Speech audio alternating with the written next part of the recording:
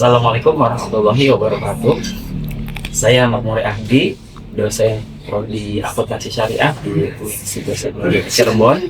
Saat ini saya akan mengaku mata kuliah auditing 2. Bismillahirrahmanirrahim. Assalamualaikum warahmatullahi wabarakatuh. Waalaikumsalam warahmatullahi wabarakatuh. Selamat siang semuanya. Siang. Gimana kabarnya, sehat? Alhamdulillah. Silakan. Alhamdulillah pada siang hari ini Bapak akan melanjutkan kembali pada mata kuliah auditing 2 di Fakultas Ekonomi dan Bisnis Islam di Universitas Cirebon. Namun sebelum kita memulai perkuliahan, kita akan berdoa terlebih dahulu. Ya, silakan Mas Fahru untuk memimpin doa. Sebelum kita mulai pembelajaran, alangkah baiknya kita berdoa terlebih dahulu. Berdoa dimulai. Berdoa selesai.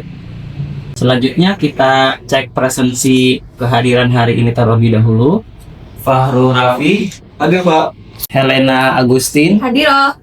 Nada hadir. Baik, pada pertemuan hari ini kita akan membahas mengenai dasar-dasar pengauditan laporan keuangan. Namun sebelum kita membahas terkait dengan dasar-dasar pengauditan laporan keuangan, kita akan review terlebih dahulu materi yang sudah kita pelajari di pekan lalu. Oke, pekan lalu masih ada yang ingat kita kemarin belajar apa tentang auditnya? Ya, silakan. Minggu lalu mempelajari mengenai pengertian audit. Oke, baik.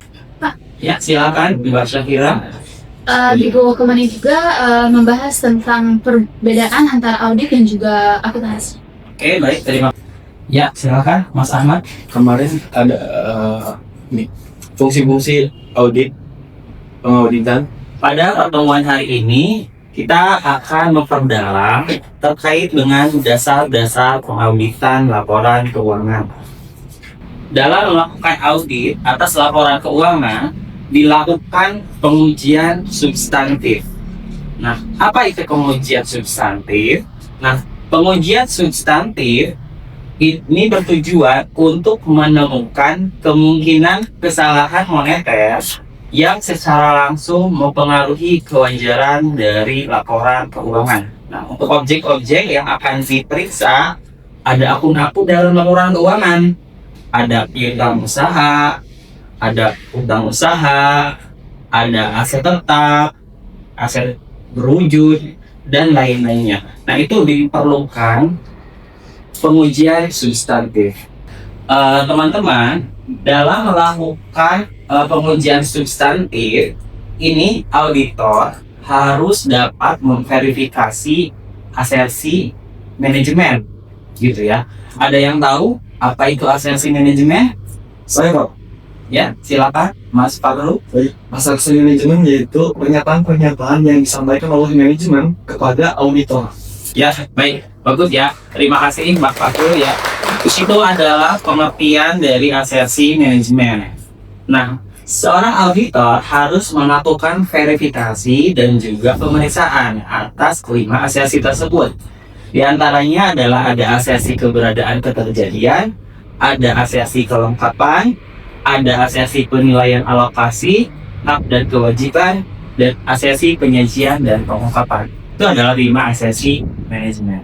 Dari 5 asersi yang ada, ya, nanti teman-teman silakan menyimak terlebih dahulu apa yang akan Bapak sampaikan. Kemudian setelah itu, Bapak akan membagi 2 kelompok untuk diskusi. Kemudian setelah nanti teman-teman diskusi, nanti dapat menyampaikan hasil diskusinya kepada teman-teman yang lainnya di depan kelas. Baik, salah satu contoh asersi keberadaan adalah harus bisa membuktikan keberadaan saldo kas. Oke, di sini Bapak akan bagi 2 kelompok. Kelompok 1 di sini nanti mendiskusikan apa yang akan terjadi apabila auditor tidak melakukan audit terhadap saldo kas. Sedangkan di sini untuk kelompok kedua, ya, apa yang akan terjadi apabila auditor melakukan audit atas keberadaan saldo kas tersebut. Oke, baik. Setelah dilakukan diskusi, apa hasil diskusinya? Silakan. Oke, dari diskusi kita, yang pertama itu adanya manipulasi keuangan. Oke, kalau misalkan saldo kas itu tidak diaudit, bisa terjadi adanya manipulasi laporan keuangan. Ya, oke. Bagus ya. Ada lagi?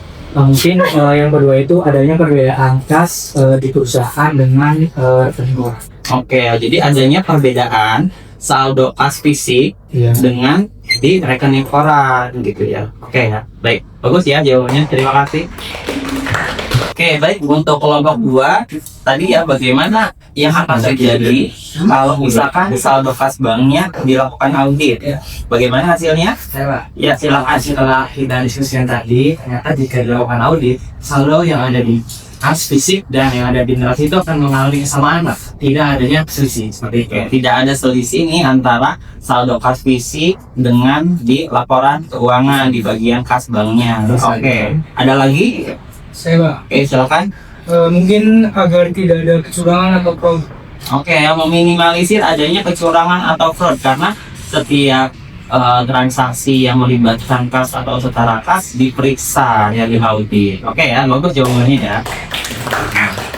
Dalam asersi keberadaan saldo, ya seorang auditor harus dapat memverifikasi dan juga melakukan audit, ya dengan cara apa?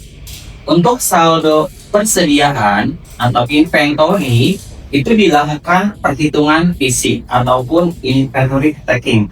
Atau kalau istilah yang biasa kita dengar dalam dunia audit itu istilahnya stock of none. Ya, jadi auditor ya harus turun ke lapangan untuk menghitung barang apa saja yang ada di gudang yang menjadi akun persediaan. Itu harus benar-benar dicek fisiknya. Jangan hanya cuma mengandalkan angka yang ada di laporan keuangan. Kemudian yang kedua, untuk membuktikan keberadaan saldo piutang, auditor harus melakukan yang namanya konfirmasi. Ya, konfirmasi ini ditunjukkan untuk para supplier. Jadi nanti auditor melakukan konfirmasi atas piutang usaha. Benar nggak nih piutang usahanya yang ada di laporan keuangan nilainya segitu? Takutnya apa? Takutnya nilai piutang yang dimunculkan di laporan keuangan itu dari penjualan fiktif yang sebenarnya nggak ada.